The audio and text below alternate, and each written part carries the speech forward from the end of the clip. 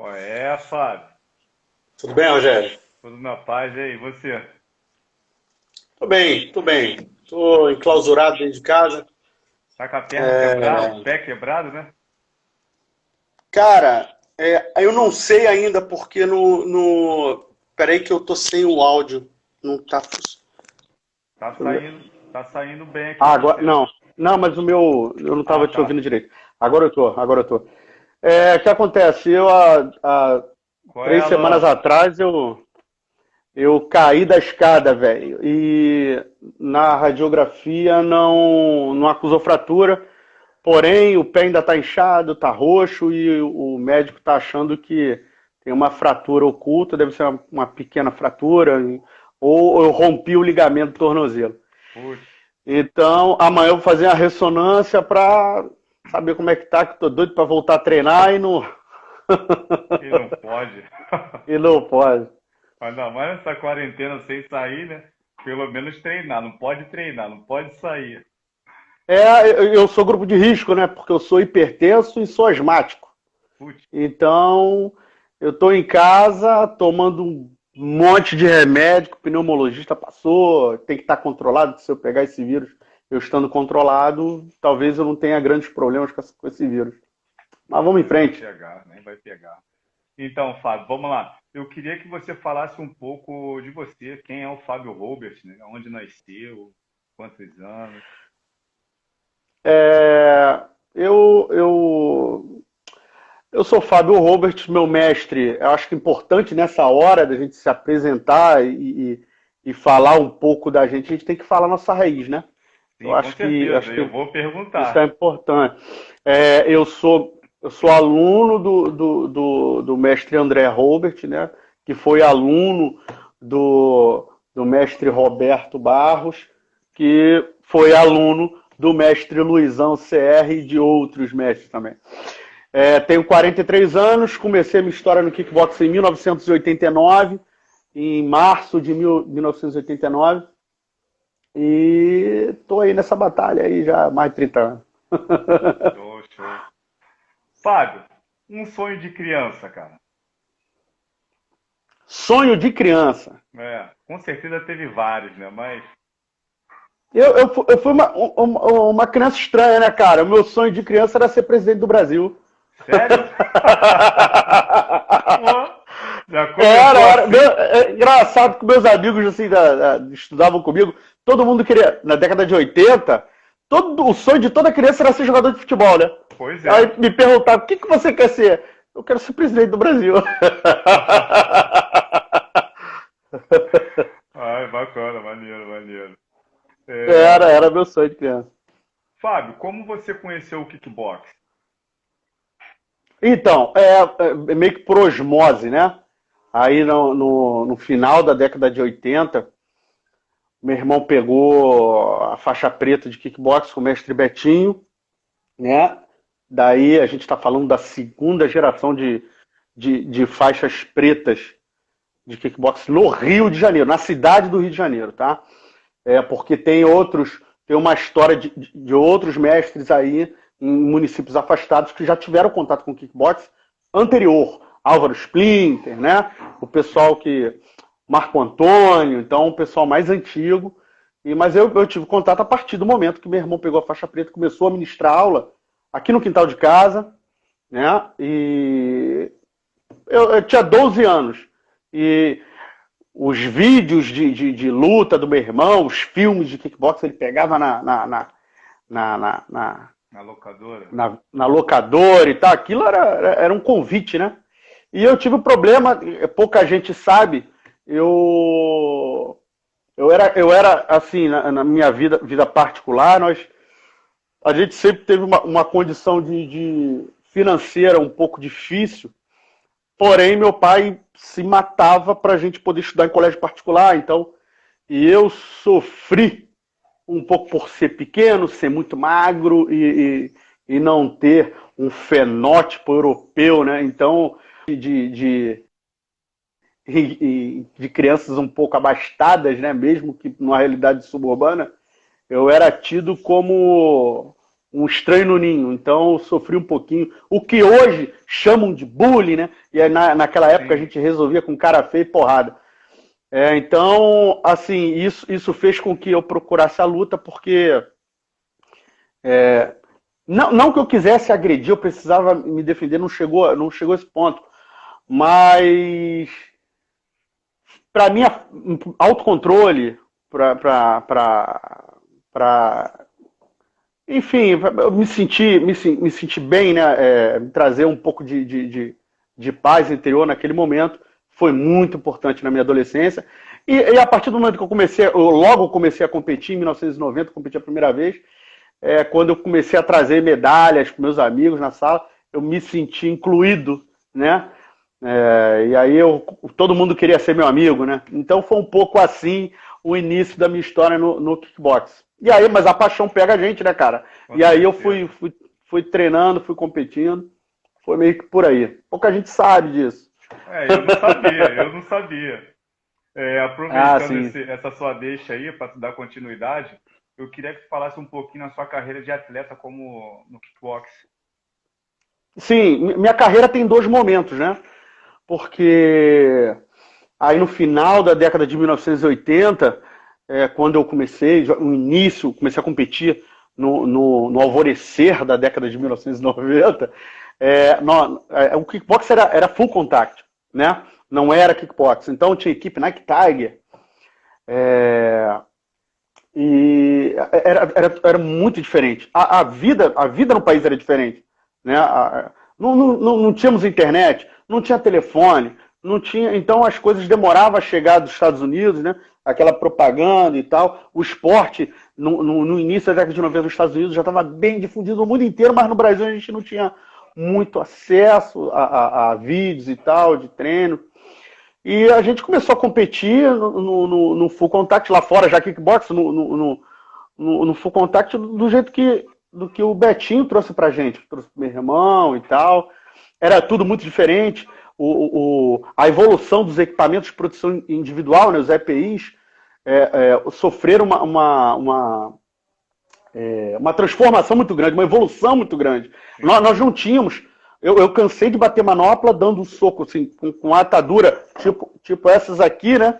Uma Que eu bandagem de tirei do. farmácia, né?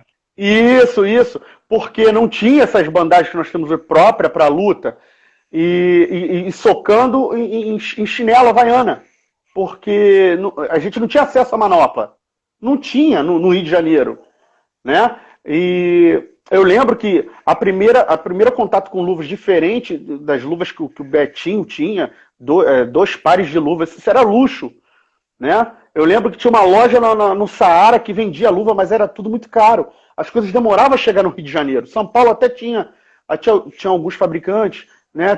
No Nordeste tinha Olimpíada, em São Paulo tinha Drible, que depois virou América. Então, isso tudo pra gente era um luxo, era uma coisa assim. Uma caneleira, então, uma coisa assim muito difícil, né? Então era normal aquela doação, né, de um mestre. Eu tenho essa luva aqui, tá velha. Então... Aí meu irmão trazia pro treino e era aquele par de luva para todo mundo. Bate manopla, bate saco, faz combate, tudo aqueles dois pares de luva durante o ano inteiro. Né? E quando eu abria a luva, rasgava, a gente tomava um susto com as coisas que tinham dentro da luva. É, Então, foi assim o início do kickboxing na década de 90. Em 1990, competi a primeira vez, né, no Mageense, que foi um campeonato estadual de kickbox. Não existia a Federação de Kickbox, nem Confederação Brasileira de Kickbox, não existia ainda. Na época era a Brafuncom, né, ligado ao Sérgio Battarelli, e tinha já o LACO, mas aqui não tinha federação. Então o Fernando Pelaez, um uruguaio, radicado no Brasil, Fernando Pelaez, atleta casca grossa, mestre do querido Clay casca meu Deus. grossíssima, campeão mundial, que fez a live contigo aqui, Sim. espetacular live. Então, assim, ele fez um campeonato que seria um estadual, né? Com aval lá de São Paulo, do Paulo Zorello, no Mageense, cara, mais de 40 graus, um calor. Eu lutei, perdi logo com o aluno do Fernando, logo de cara, e foi no semicontato. Engraçado, porque era pouco difundida essa modalidade, mas como eu tinha 13 anos, meu irmão falou, não, luta já tinha aquela ideia de começar no tatame, Não tá. para depois ir pro ringue. É Aí o que lutei. é o que o Messi Sim, fez pode com falar. todo mundo, né? É o que o Messi fez com todo mundo. Antes de ir pro ringue, todo mundo lutou lá de contato. Não tem um que não tenha lutado. Eu costumo dizer que uma história legal da maioria dos faixa pretas é iniciar no tatame e terminar no tatame suas carreiras, né? Ah, Tem a possibilidade do Master e tal. E o que bom que o kickbox tem todas essas modalidades, que nos dá uma vida útil maior, né? De com poder continuar certeza. competindo no Master, aí com 40, tá aí Perry, dando exemplo, né? E meu primeiro campeonato de full foi em 1992, foi a Copa Leopoldina de Full Contact Amador, que era o Betinho que fazia todo ano. Foi, E né, eu lutei, fui. foi em Olaria, no segundo, no Não, não, segundo, não. Foi no Clube 30 de Maio. Eu não sei se foi segundo ou terceiro. O diploma tá por aqui. Eu sei que foi em eu lutei esse, 92. eu tenho esse diploma, mas só que a gente lutou em Olaria, onde tinha uns galpões ali. Hoje o Betinho dava aula no segundo andar, que eu lutei até com o Na canhoto Peçanha de Olaria. Ricardo, na Ele dava aula na peçanha. Peçanha de Olaria, perto da estação. Foi lá que eu fiz um exame de faixa, foi avaliado pelo Betinho e pelo grande mestre Padilha. É, Aí eu lutei, eu lutei duas competições de point fight com 13 anos, e logo com 15 anos eu fui me estrear no full, porque não tinha essa coisa de maior de idade, só pode lutar ringue e tal, sub-17, não tinha isso. Nem divisão de faixa, não se falava nisso. Aí eu lutei, fui campeão da Copa Leopoldina de Full Contact Amador em 92, e teve uma competição feita pelo Bruce Lúcio, mestre Bruce Lúcio. Ele fazia um festival de artes marciais e tinha um campeonato de full que ele organizava, em 92 também. E eu fui campeão de full também, de full na mesma categoria, até na época era até 52.700, né? Fui campeão nessa categoria, lutei com o irmão do Paulo Galinha, aluno do Mário Sérgio, antigo mestre Mário Sérgio. Pessoal até que eu não vejo há muitos anos. E aí comecei a lutar, fui até 96, até eu entrar pro exército. Aí eu tive que parar com as competições, né? Mas nunca de marrom em 98. Depois de 9 anos, né, de kickbox, meu irmão deixou fazer exame para marrom. Que o meu irmão não deixava fazer exame. Não, tu é muito novo, tem que aprender. O Betinho falava, dá preta pro teu irmão, cara. Tu não vai dar preta pro teu irmão? Não, ele tem que aprender, ele tem que dar exemplo. Aí segurou em 98. Se não tivesse treinando, ele não deixava fazer exame. Tu sabe disso? Sim, com certeza. É, e como sempre eu fiquei com essas duas, sempre fui militar, né? Desde 96 no Exército, depois de 99 na Polícia Militar. Então ele pegava no meu pé, não, tu não tá treinando direito, quando você treinar, eu deixo você fazer exame, deixo você competir. Tinha aquilo também, ele deixar competir, né? Ainda ia dizer qual era a modalidade, qual era o peso que eu tinha que estar. Era uma coisa que hoje os mestres não fazem, mas Não antigamente faz. se fazia. O mestre dizia quando ia lutar, em que peso e qual modalidade de lutar, né? E o aluno só tinha que acatar e treinar, Acabou. né? O mestre sabe o que é melhor para o aluno, né? O mestre sabe. Sim, com E certeza. aí eu parei. Depois que eu entrei pro exército, eu parei, peguei a marrom 98. Em 99 eu voltei a treinar. Aí lutei um estadual, o Pablo Rex, né? Na final do Campeonato Estadual do Pablo Rex. Em 99 e fomos pro Brasileiro. Eu lutei com meu irmão no final do Brasileiro. Tive que lutar. Fomos obrigados a lutar em 99, porque não podia dar uma medalha para São Paulo. Se o meu irmão me ganhasse, ia puxar o Pablo para terceiro colocado, a gente não ia dar uma medalha de bronze pro Paulista, que eu tinha ganho na semifinal. Entendeu? Então falou, o Capitano só faltou pedir assim. Ele só não pediu para eu perder pro meu irmão porque não precisava, né? Não precisava. Verdade. Eu falei uma vez no YouTube com o meu primo que eu lutei, foi uma luta que eu lutei tudo que eu sabia e meu irmão lutou apenas o necessário para me vencer. Não foi o suficiente, né? Foi o suficiente. Aí ali, quando eu levei a carreira realmente assim, a sério como atleta, só como atleta, mas após eu entrar para a Polícia Militar, escala pesada e tal, e esses confrontos por aí acabaram com esse corpo aqui, né? Então eu voltei até fiz uma graça no K1, né? Fui campeão de K1 Pan-Americano em 2010, foi a última graça que eu fiz no Rio. mas dediquei mais a minha carreira ao tatame, em categorias mais pesadas, porque já tinha dificuldade de ganhar peso, a minha asma já estava gritando, e eu não sabia que tinha asma, né? Eu nunca fui um atleta de grande capacidade física, em função de uma asma que eu nunca soube, que eu sempre tive. Né? E isso ficou muito claro, e foi um pedido do meu pneumologista hoje, não pare. Porque não parece que você tem asma, porque você sempre fez atividade física. Então continua com a atividade física e continua tomando remédio. Então eu não posso parar. Então é Bacana, isso. história boa demais. Fábio, você já é um cara antigo, né? Como Sim. outros aí. Eu queria que você Não velho, contasse antigo. um pouquinho. Não, não velho, antigo, sim, claro. A dificuldade que você teve lá atrás, no seu começo, e quando você estava ali também na metade da sua caminhada. Como você compara a evolução do kickbox com a data de hoje? Sim, quando você me chamou, convidou para fazer a live, eu já imaginava que viria uma pergunta assim, e eu acho importante, eu que sou antigo, falar, mudou totalmente. Hoje engraçado que você foi um dos exemplos para mim, né, nessa mudança de atitude de treinamento. Porque eu tive a oportunidade de treinar contigo lá em Vista Alegre várias vezes, e você, como profissional de educação física, agregou muita coisa para a nossa equipe.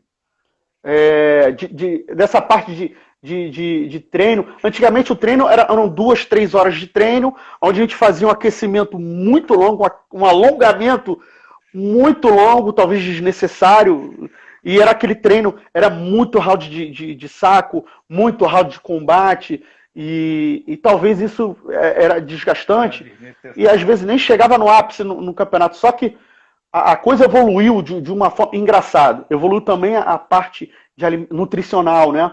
E a parte de treinamento, a parte nutricional. Hoje em dia você pode ter um treino efetivo e de grande qualidade, treinando 1 hora e meia por dia. Não estou falando de atletas profissionais, né? Mas assim, foi uma mudança de atitude, foi muito legal eu ir no teu treino e ver aqueles treinos com peso, proteção do ombro, né? Aquelas atividades que você colocava. Não, isso aqui vamos proteger o pulso, proteger o ombro, essa atividade aqui, no meio do treino de kickbox. Que não tinha aquela coisa, né? O mestre mandava você bater saco, você tinha que bater 10, 15 rounds.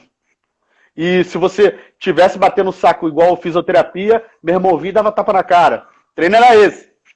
Não é? Hoje em dia não. Hoje em dia a gente tem aquele, não, vamos correr, vamos fazer um aquecimento com corrida, com corda, agora vamos fazer um trabalho de peso, vamos fazer um trabalho de aumento de pegada. Então, isso foi muito legal e estranho observar também a diferença nos corpos dos atletas. Se você olhar um atleta que competia na década de 90 com 80 quilos e um atleta hoje com 80 quilos, você se assusta. Né? A minha asma decretou, minha carreira, sabe, eu parei de lutar em 2014, porque minha asma já não dava mais, não tinha como. Acho que eu não tenho como competir nem no Master. Mas eu olhava, toda vez que eu penava para bater 79 quilos, e olhava para o adversário, parecia que o cara tinha 105, né? Todo cortado, musculoso e tal, e eu olhava assim, ou então atleta com uma força descomunal, quer dizer, isso é evolução da parte de treinamento, da parte nutricional, suplemento, coisa que nunca existia, não existia isso. Suplemento, quando meu irmão falava assim, ó, vamos fazer um aumento de pegada, me dava uma luva de 18 onças, mandava bater saco, ou então mandava comer macarrão. Vai comer macarrão para você pegar massa muscular. Então era, entendeu? Diferente. Hoje tem suplementação, tem acompanhamento físico, nutricional e tal. Então é muito diferente. O full contact que eu comecei e o kickbox hoje não é que está pior ou melhor. Está apenas diferente. Acompanhou essa evolução, né? A internet trouxe muita coisa. A gente pode ver treinamento pessoal lá fora, agregar muita coisa. A facilidade, porque antigamente viajar para lutar era uma coisa absurda. Era muito caro passagem de avião. Pouco atleta tinha contato com as equipes boas lá de fora, com grandes atletas, né? E conforme isso foi ficando mais fácil, começou a ir brasileiro lutar lá fora, a evolução foi rápida, por isso que é importante, né, ter incentivo no esporte e os atletas estarem lutando lá fora. Beleza. Fábio, como eu tenho boas perguntas aí que vai ser importante, né, pro conhecimento meu e do pessoal que está assistindo, que com certeza a gente não sabe tudo, e você é uma pessoa que conhece um pouco do kickbox, né? Se a gente tiver tempo, a gente abre para as perguntas, senão a gente vai preferir lapidar esse conhecimento que tu tem aí, que vai ser de bom grado, né? Eu queria falar contigo sobre a sua carreira no kickbox, né? Uma luta que te marcou, né? Mas antes de você responder, né? A gente, todos aluno do mestre André Robert, então na nossa associação tinha um cara que tinha três pulmões, né? Que é o Thiago Verne. Era um cara que eu olhava aquele cara, filho, eu falei, tá maluco, ninguém passa esse cara, aquele cara era incansável. Mas numa luta que me chamou a atenção foi você e o Blade. Não lembro se foi brasileiro, não sei, no Light Contato, aquele show de luta, você e ele lá e cá no primeiro round, no segundo round, no terceiro round cansou, beleza, mas foi assim, uma das lutas de tatame mais bonita que eu pude vivenciar. O Thiago era bom, mas o Thiago é aquele cara, era brigão, né?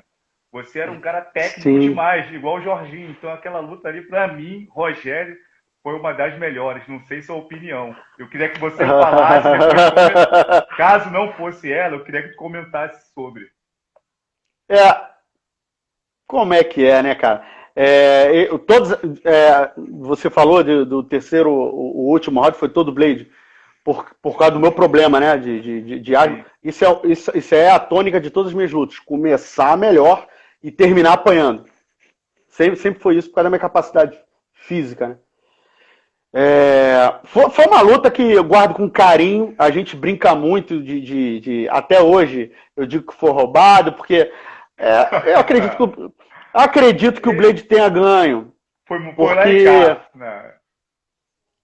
porque ele terminou mais inteira a luta e eu quase fui nocauteado no terceiro round, ele deu um chute na cara que eu virei criança, e assim, eu acho que poderia ter dado a vitória, ele sabe disso, para qualquer um dos dois, Sim. tá? Mas quem está de fora observou melhor e viu. E aí a decisão dos árbitros é em cima de detalhes, né? Ele acabou mais inteiro e tal, acabou batendo, né? Uma luta que foi páreo duro. E foi um dos principais combates da minha carreira. Foi muito legal, porque ali eu percebi que eu podia lutar ainda em grande nível, mesmo com todo o problema de escala apertada, de estar fora do meu peso. A grande verdade é que eu sempre lutei fora do peso. Difícil voltar para os meus 63 quilos, né, da década de 90. Não conseguia, por causa da minha carreira como policial, né? Então fica difícil. E a luta foi assim, eu comecei batendo, e o segundo round foi assim, no final do primeiro round, já para o segundo, ele já começou a equilibrar e no final ele acabou. E um dos critérios antigamente, que não era esse sistema de marcação, né, de ponto, era 10-9 cada round, eles viam os melhores atletas e tal. Um dos critérios para um desempate, né, que os árbitros usavam na época, é quem terminava melhor o combate, quem acabava mais inteiro, quem acabava batendo. E foi com certeza ele. Então eu aceito. Eu aceito o resultado, apesar de achar que poderiam ter dado a vitória para mim, porque afinal de contas eu sou mais bonito que ele, né? Foi um lutaço, meu irmão. Foi um lutaço, para mim foi um privilégio lutar com o Blade, entendeu? Foi um cara que agregou muito para o meu conhecimento como atleta, porque assim, talvez é difícil surgir um Rogério Silva, um Jorge Blade, um Thiago Verne, né? A gente vê esses grandes atletas de tempos em tempos, né? Atletas assim excepcionais. E vocês foram grandíssimos atletas, apesar de eu ser bem mais antigo, mas eu aprendi muito com vocês. Foi muito legal ter lutado com o Blade. Muito legal. Foi troca de conhecimento demais, né? Foi bacana mesmo. Fábio, eu queria que você falasse um pouco da, da trajetória do André Robert construindo nós como campeões, né? Eu queria que você resumisse um pouquinho aí, que daqui a pouco eu vou te perguntar um pouco sobre a história do kickboxing, né? Por que a gente chegou lá, né? Quem levou a gente lá? Cada um tem o seu porquê, cada um carregou sua estrela, cada um ficou conhecido. mas tem um cara que fez isso acontecer, que foi ele, né? O André, porque assim, existem vários tipos de faixa preta, tá?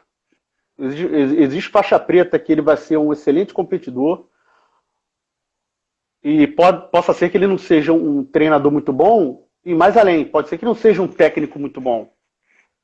Faixa preta, eu costumo fazer essa distinção. Tem uns que são bons em duas das três coisas que eu estou elencando, mas e o meu irmão, ele foi excepcional nas três. Ele foi um grande faixa preta, ele foi um grande treinador, um grande técnico, né, e um grande lutador. Então, nós já tínhamos o exemplo na nossa equipe. Sim. E ele era um cara antenado, porque o Zorello levou muito ele lá para fora para lutar. Né? E ele era um estudioso. Ele era um apaixonado por kickboxing. E apaixonado por boxe inglês. Né? Meu irmão, ele queimou o videocassete aqui em casa, voltando luta do Júlio César Chaves. Não, eu tenho que aprender a bater embaixo como esse cara. E ele ficava de madrugada. E ele me acordava para assistir a luta do Mike Tyson, do Hector Macho Camacho, do Pernell Whitaker, do Frank Randall. Frank Randall vai lutar, foi o cara que ganhou o Júlio César Chaves, tem que ver esse cara lutar. E ele me acordava e a gente ia lá sábado à noite, domingo à noite, ver essas lutas. Holyfield. Então, foram caras que ele estudou muito. E isso ele trouxe para ele, e nos treinos a gente acabou pegando um pouco essa... aí entra o André como treinador.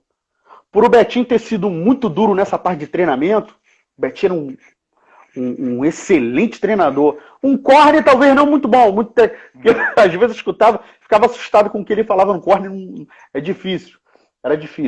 Mas assim, o treinador, o Betinho era um excelente treinador, meu irmão puxou isso muito. Meu irmão treinou muito com o Fernando Pelaez em Magé, em Teresópolis, onde o Pelaez treinava, que era outro excelente treinador. E meu irmão soube passar isso pra gente. O treino do meu irmão era muito pesado, ele atentava quanto aos detalhes, e ele era rígido quando ele falava, e o aluno não acompanhava o que ele falava. Ele era aquela coisa de dar tapa na cara se a guarda estivesse baixa, né? E nunca estava bom, o treino só acabava quando ele achasse que estivesse bom o treino. E foi isso. Meu irmão juntava essas três coisas. Ele era um bom corner, ele era um bom treinador, e ele foi um grande mestre, um grande lutador, um grande atleta. Então, por isso, detalhe, a visão dele de se trabalhar com pessoas que não podiam pagar mensalidade. Então, ele pegou um material humano muito bom, de gente que precisava de uma profissão, precisava se formar faixa preta para dar suas aulas, e meu irmão na Fundação Leão 13 ou em outros lugares, ou até aqui mesmo no quintal de casa, ele deixava que os atletas treinassem sem pagar. Então ele formou excelentes faixa preta, né? Excelentes lutadores e treinadores. Eu acho que foi isso, essa foi a tônica, né, meu irmão, essa foi a mágica dele. Show. Fábio, eu queria que você contasse, assim, bem resumido pra gente aí a história do kickbox, né? Porque o kickbox tem duas histórias, né? Tem uma história do mestre Carlos Silva, que é totalmente diferente, que a gente encontra dentro da UACO, né? Aí a pergunta é o seguinte, a qual seguir? Qual é a verdade? Apesar de todas ter o mesmo fundamento, muda poucas coisas. O que você pode dizer sobre? Então, Rogério, eu gosto nós temos duas vertentes, né, principais, que o kickbox seria oriundo do Japão, e a outra que teria vindo de forma junto da Europa e dos Estados Unidos, né? Naquele título mundial do Bill Wallace contra acho que o Dominique Valera, né? Eu prefiro mais essa vertente de que o grande criador do kickbox foi um policial chamado Bill Wallace, um policial americano chamado Bill Wallace, e ele já existiam torneios chamados, pouca gente sabe, mas no YouTube tem lá, inclusive, não tem vídeo, mas alguns torneios de Karatê Full Contact, parece que o Bruce Lee lutou alguns. Tá? Tem algum... né? Aí é que entra a importância do Bruce Lee na história. A maioria dos equipamentos para treinamento dos EPIs, protetores de canela e tal, foi desenvolvido pelo Bruce Lee. Não só para ele, mas as pessoas que treinavam com ele precisavam se proteger. Então ele desenvolveu muito desses equipamentos. Bruce Lee teve essa importância histórica. Mas eu, assim, num evento de karatê lá na Europa, parece que o Dominique Valera lutou um evento e parece que ele foi desclassificado por excesso de contato, vamos dizer assim, a grosso modo dizendo. E aí ele teria ficado revoltado e ele começou a desenvolver um tipo de competição e que pudesse também juntar, numa mesma regra, atletas marciais de todas as modalidades. Tinha aquela pergunta, né? Quem é o melhor do mundo? Quem é o melhor atleta? O faixa preta de Kung Fu? É um grande mestre de Taekwondo, de Karatê? Então ele montava esses torneios para que o melhor atleta da atualidade, independente de modalidade, né? Quem era o melhor e tal. E aí levantavam-se as bandeiras, o Karatê é a melhor modalidade, o Muay Thai, o Kickbox. Acho que um pouco do Kickbox é isso. Essa história passa um pouco daquele filme, né, do Grande Dragão Branco, né, que ele faz um campeonato de artes marciais com várias modalidades, né? Porque muitos dos golpes do kickboxing são idênticos ao Muay Thai, que é uma arte milenar antiguíssima, né? O chute, o soco e tal, é muito próximo. Só que a origem é de atletas de karatê. A verdadeira origem do kickbox são atletas que eram de karatê e que queriam um contato mais pleno, né? E começaram a desenvolver esses torneios de karatê full contact, que depois virou modalidade. Entendeu? É igual o Vale Tudo, a época do Vale Tudo, e depois virou MMA, né? A ideia é um pouco parecida, o início das duas. Show, Fábio. Fábio, eu queria entrar num assunto também, onde você se tornou presidente, né, da KTBerge, KGT. A KGT, perdão, a KGT, né? E você montou um objetivo seu para que nós alcançamos o nosso objetivo, que era ser campeão mundial. Que você sabia que pela OACO era difícil, mas era possível, mas só que o custo era muito caro, né? Aí você reuniu todos e levou para o Mundial da UAMA, né? Na Argentina, né? Foi a Argentina, não foi? Então, foi Buenos Aires, Argentina. Buenos Aires. Isso, eu queria que você falasse um pouco desse teu planejamento, em qual momento isso aconteceu para você planejar e executar. Então, é um pouco que eu trago também do meu irmão isso, tá? Eu acho que o atleta tem que ser livre para lutar, como na Europa são, né? Lutar por qualquer confederação mundial e tal. E a KGT foi um presente da minha vida, né? Eu tinha essa vontade de liderar uma grande equipe, de liderar atletas já formados, e não foi uma associação que eu criei. No momento eu estava afastado, né? E vocês criaram, né? Você, o Blade, o Fernando Alan, o Frank, a Natália, idealizaram essa associação, né? Junto com o Fernando Nonato e tal, essa grande associação, e me convidaram naquela reunião, para uma reunião e perguntaram se eu queria. Eu fiquei muito lisonjeado e foi a realização de um sonho, né? E aí você, como presidente da associação, você tem que mirar Meu irmão, você tem que mirar nas estrelas para chegar no céu, né, filho? Senão tu não chega. Eu falei, não, vamos lutar tudo que aparecer. Então, levei o pessoal para lutar o brasileiro da Isha, quando chegamos lá, já tinha trocado de bandeira, era Torrão Combate. Depois, e levei o pessoal para lutar na Uyama. Foi difícil, nós tivemos uma ajuda muito importante de um presidente de uma federação, presidente de uma torcida organizada do Vasco da Gama, né? Que é um faixa preta de karatê, casca grossa, meu camarada, que conseguiu passagens mais baratas, como se estivesse comprando pela torcida, e a gente conseguiu viajar a baixo custo, né? De avião, todo mundo para Buenos Aires. fizemos uma preparação grande para os atletas com treinos, aulão e tal, para juntar fundos para quem não tinha dinheiro para se manter lá, né? Chegamos lá, tivemos ajuda do Tony, do Tony para arrumar hotel, porque tinham mais de 4.000 atletas no evento, então em Buenos Aires não tinha hotel. E a gente chegou meio que de madrugada e, pô, naquele frio, cara, de Buenos Aires, o Tony foi muito... Eu espero que ele esteja bem, que ele tá com Covid, né? Eu espero que ele esteja se recuperando. Mas tá em casa, não tá muito grave não, mas parece que também tá passando um pouquinho de aperto lá. Então eu espero que o Tony esteja bem, foi muito importante para alocar a gente em hotéis e tal. E a Aoyama é um presente, né, cara, pra gente que compete. A Aoyama foi um presente porque o presidente da Aoyama, ele parece que pega os atletas assim, que ele nunca viu de outros países e tal, e trata como se fosse filho. Pergunta se está todo mundo bem, se está precisando de alguma coisa. A competição, assim, o povo de artes marciais, a Aoyama é um grande evento de artes marciais de várias modalidades, né?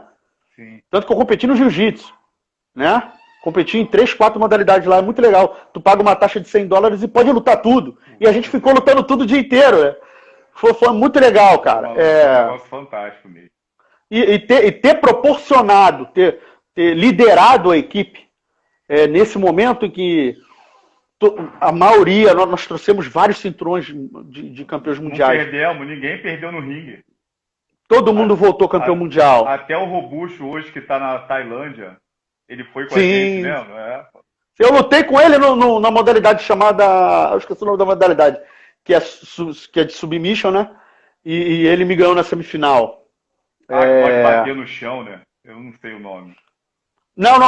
A submissão, mas não finaliza. Você tem que segurar o atleta, mobilizar ele com as costas no chão durante 5 segundos para ganhar o combate. E ele me mobilizou, ganhou a semifinal. Eu fiquei terceiro, ele foi o campeão. E a gente lutou o dia inteiro. Foi legal eu ter... Porque assim, eu não gosto muito de falar da minha história como atleta, porque eu não fui um grandíssimo atleta e tal. Eu usei o esporte para me dar uma melhor qualidade de vida e para usar na minha carreira também. O policial que não sabe arte marcial, ele já vai para a rua mancando, né? E assim, mas a minha parte como dirigente, ali eu prefiro falar dela, porque foi o grande ponto da minha carreira no kickbox.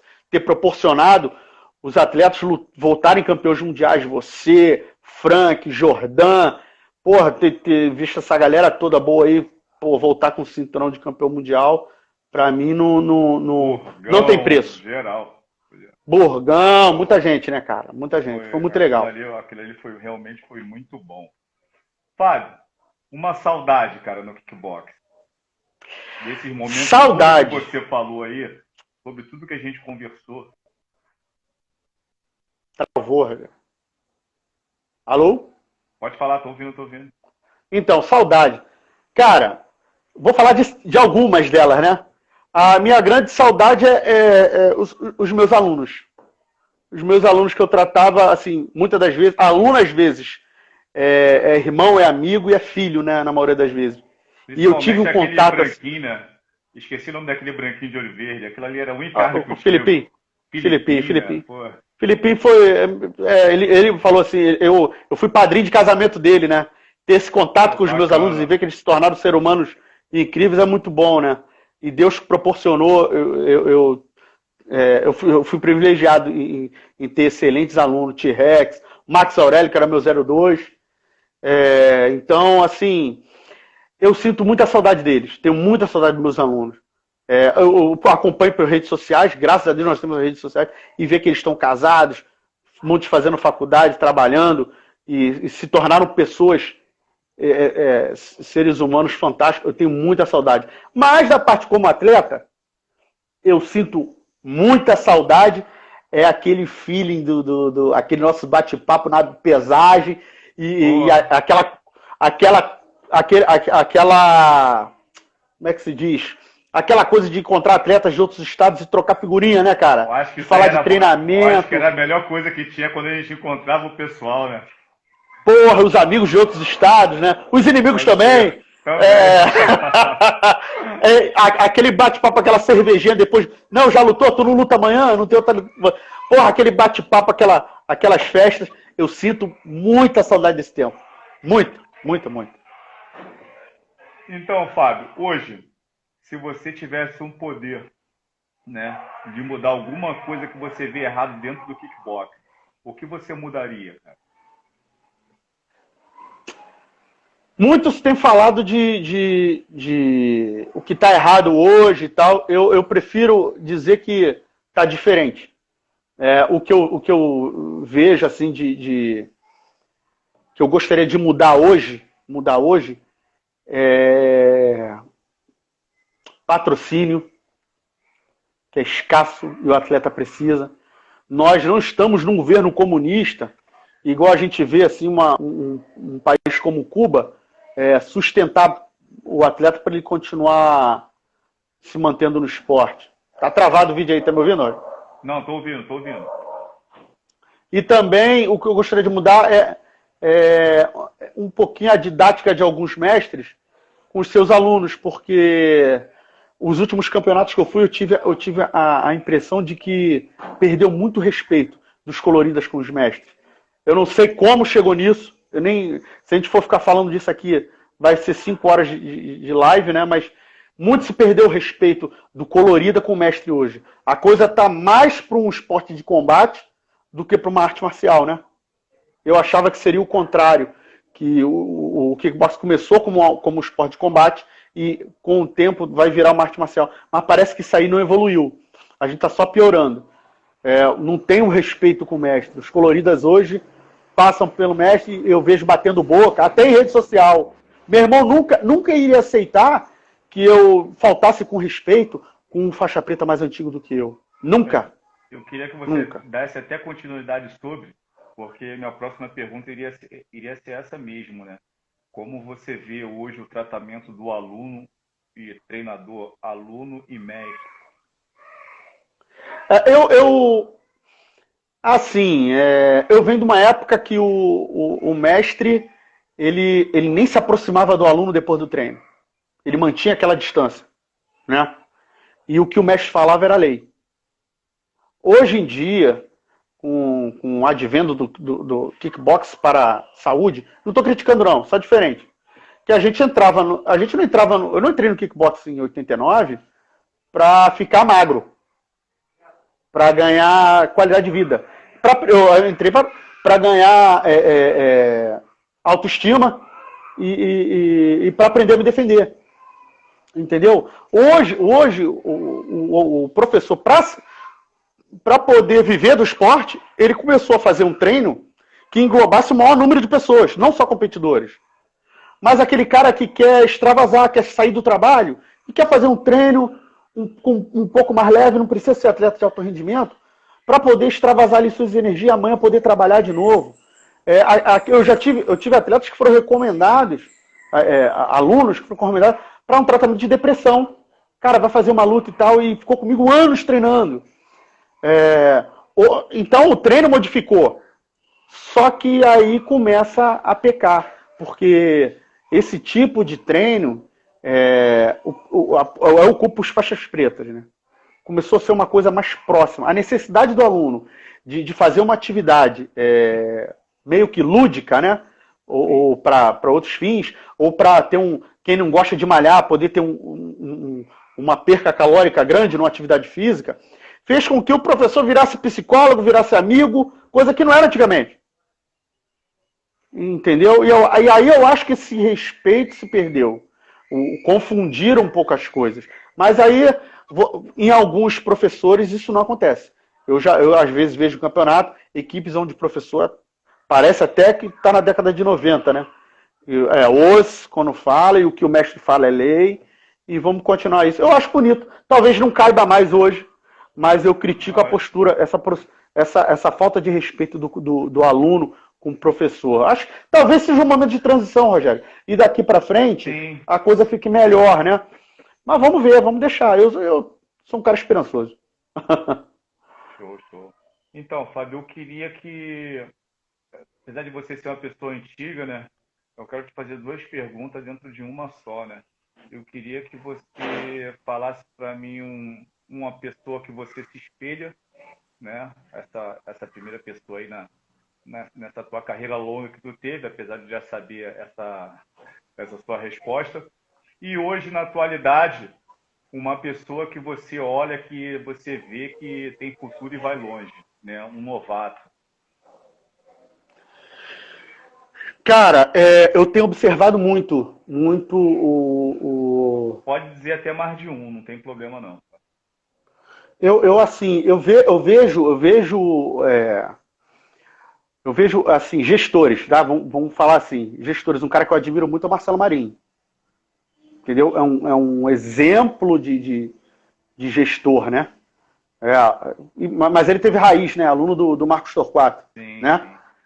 Que fez parte de uma grande equipe, foi a Família Fight, que antes fazia parte da nossa KTBF, né? Sim. Então, o Marcelo Marinho hoje é um exemplo é um cara que eu admiro muito. O Isaac como treinador, aí não falando como de associação, um cara que eu me espelho muito. Se eu continuasse da aula, o controle que ele tem com o aluno e como ele prepara, principalmente os atletas dele feminino. Tá me ouvindo, Rogério? Tô ouvindo sim. Então, então eu via ele no corner dos alunos como técnico, como treinador, né? Eu via o trabalho, o controle que ele tem com o aluno. Ele sabe o que o aluno precisa para ganhar e ele tem algumas coisas combinadas assim que eu admirei muito, que eu vi, que eu não vejo.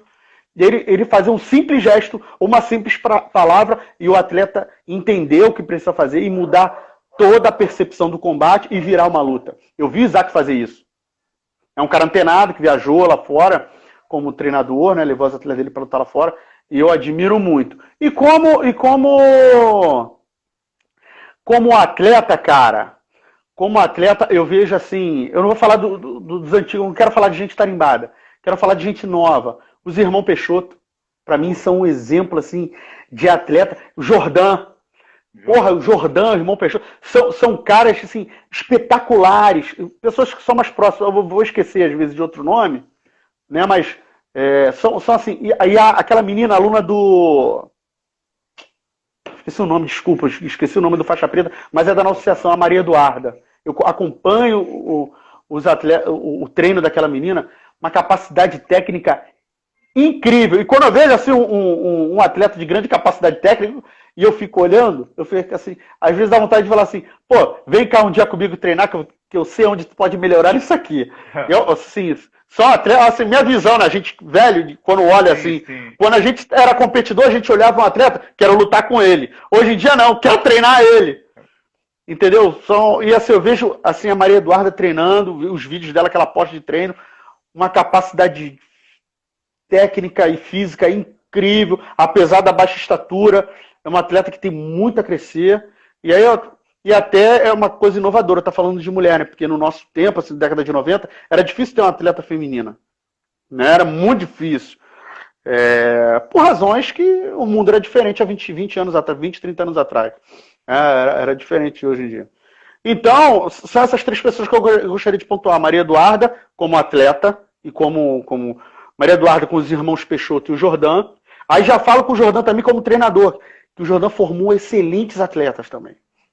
E Ano, né? como gestor assim, de presidente da associação, o Marcelo Marinho, e como técnico, o Isaac Fernandes, e também, agora, um homem que eu não gostaria de. Eu não posso falar do meu irmão para mim é ao concurso, entendeu? Ele é de outro planeta, é um marciano. Né? Acho que meu irmão, daqui a 20, 30 anos, talvez não tenha alguém com a capacidade dele e com todo o saber que ele ainda possui. Né? Mas, assim, eu gostaria de enaltecer também o grande mestre Beto Padilha. Um cara à frente do seu tempo. Tive a oportunidade de treinar com ele. E, assim, é um cara que sabe muito, tem muito para passar. E acho que foi o melhor corner que eu vi na minha vida. Cara, sensacional. E como ser humano também, né? Sim, sim, show. Fábio, para a gente finalizar, fazer a última pergunta, eu queria ver como você enxerga hoje a mulherada no cenário do kickbox, que vem crescendo a cada dia. Né? Então, Hoje é uma agradável surpresa, né, cara? Porque as atletas, nós tínhamos só o referencial da Carla Ribeiro e depois da Duda Jankovic, né? Porque no meu tempo, o único atleta feminino que treinava era a Ruth. Não sei se tu lembra da Ruth, aluna do Betinho. Isso, claro que faixa preta do Betinho. Cara, era difícil, porque os treinos eram muito pesados, a porrada comia. Cara, a Ruth namorava o Henrique. O Henrique, eu não sei se tu lembra dele, Henrique Silva. Tava... Henrique Silva? Ou... Não, é o Henrique Silva que treinou com meu irmão, não. Também é um grande mestre, grande amigo. O Henrique era um professor de taekwondo também, era um moreninho, esqueci o nome dele, cara, lutava profissional. Cara, é muito antigo. Mas a Ruth eu lembro. Ele não. Cara, e eles treinavam, eu falei, esse namoro acaba hoje. Porque ele batia muito nela, não aliviava, não. Aí depois da Ruth, nós tivemos uma incrível transformação. A Ruth foi uma pessoa que puxou mulher, né? E a gente teve uma geração de grandes faixas femininas na nossa equipe, que foi a Elaine, né, a aluna do mestre Marcos Torquato, que fazia parte da nossa cateberge, e a Cida, a Aparecida. Que, assim, o Rodrigo Playboy tinha atletas femininas muito boas também. Eu esqueci o nome, não conheço o nome das meninas, mas eram atletas, excelentes atletas. Que foi assim que a coisa. E hoje eu não vejo diferença na parte técnica, tá? Tanto para homem quanto para mulher. Hoje a gente assiste uma luta feminina e às vezes está melhor que muitas das lutas masculinas. Tem mais coração do que o masculino. Exato. Falta um pouco de tirar o preconceito, né, com as atletas femininas no tocante até das federações. Eu vejo a divisão das categorias ainda muito distante uma da outra, uma categoria uma da outra. E eu acho que com a quantidade de atletas que nós temos, eu acho absurdo ainda ter a divisão de peso. Eu acho que, eu não sei se ainda tá, eu estou afastado há 6 anos, acho que até 7,5 e mais de 7,5. Né? É absurdo. Aí a atleta com 76 quilos luta com uma de 120. Acho que já chega, né? Já deu. E tem que ter o Master feminino também, né? Não sei se tem. Como eu criticava algumas coisas, que lá fora tem a categoria do tatame de até 9,4 e mais de 9,4 e a gente não tinha isso aqui. Aí eu cheguei ao ponto de chegar num campeonato internacional, o último que eu fui lá em São Paulo, e ver 15, 20 atletas pesados, com 100 e porrada de quilo, lutando com um cara com 89,5 quilos. Entendeu? E existe a categoria 9,4 mais de 9,4. Então, eu sempre ficava no pé do Capitolino, a gente tem que botar essa categoria 94 mais de 9,4. Já tá ficando muita gente nessa categoria. Mas é legal poder ver o que o esporte se transformou hoje. Assim, acho que tem mais pontos positivos hoje, né, Rogério, do que negativos. Com certeza. Irmão, queria agradecer a tua presença aí. Eu acho que você trouxe um conhecimento grande demais. Pude aprender um pouco com essa live aí contigo, com certeza o público aí também, tá? Fica com Deus, obrigado por tudo. Eu acho que você foi um dos caras que fez concluir um sonho, né? Que claro que atleta do Rio de Janeiro almeja é o Mundial da UACO, mas nem para todo mundo dá para chegar lá. E você levou a gente para um campeonato mundial, onde a gente conseguiu se consagrar campeão. Ficamos felizes, curtimos o evento, brincamos, curtimos fora do evento e voltamos curtindo. E aí, às vezes, curte até hoje aí. Obrigado por tudo. Vou te dar a palavra aí para se despedir. Eu costumo dizer que assim, eu fui mais feliz como gestor, como treinador, do que... Assim, isso é pessoal, né? Eu sinto mais orgulho da minha história, das minhas vitórias como gestor e como professor, do que como atleta. Porque isso, assim, eu fico mais feliz ter proporcionado essa oportunidade e ter ajudado. Que acho que talvez se eu não estivesse lá vocês conseguiriam, mas para mim foi o ápice da minha carreira como gestor, como treinador, ter podido ajudar vocês a conquistar uma coisa que era de vocês. Era de vocês. Vocês só não estavam lá. Eu, infelizmente, não pude levar vocês ao Mundial da UACO, né? Mas eu tenho certeza que se eu pudesse levá-los lá, a gente voltaria com grandes campeonatos, com alguns campeões mundiais ou muitos campeões mundiais.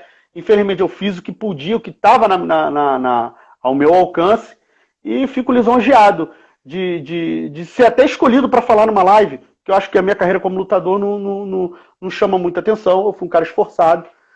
Mas assim, muito obrigado, Rogério. Não, muito obrigado, assim, pela oportunidade de ter ficado no teu corner algumas vezes. Que você foi um atleta excepcional. Esse é um exemplo de atleta de alto rendimento, que projetou muito bem a carreira, que teve grandes vitórias, e eu pude fazer parte desse teu momento. Entendeu? Foi muito legal ver você lutar e ver hoje o atleta e gestor que você se tornou. Isso ter ajudado um pouquinho, para mim, é um privilégio, é uma coisa que me deixa muito feliz. Eu que agradeço, você ajudou muito, deixou até de ser brincalhão como eu era, o esporro que eu dava em mim no Blade, eu acho que tudo que saiu de você foi de bom grado e eu suguei, entendeu? Eu que agradeço mesmo. Aproveitando aqui antes de a gente finalizar, Jansen, esse aí é da família Robert, né? Você tem um sonho aí que você comentou comigo, que queria ver uma live do André, que vê todo mundo falando do André, porque você vê todo mundo falando do André, porque a maioria, a gente pode botar aí de 98% do Rio de Janeiro passou pela mão desse cara aí, tá? E esse aí é o Fábio Robert, que é o irmão dele. Conversei com o André, tá? Liguei para ele, mas ele não tem Instagram. Eu vou ver uma possibilidade, de repente, de a gente fazer no Facebook para você conhecer a história desse cara aí, beleza? Então, obrigado aí, pessoal. Obrigado, Fábio Robert. Um abraço. Valeu. Fica com Deus, irmão. Os. Abraço, os.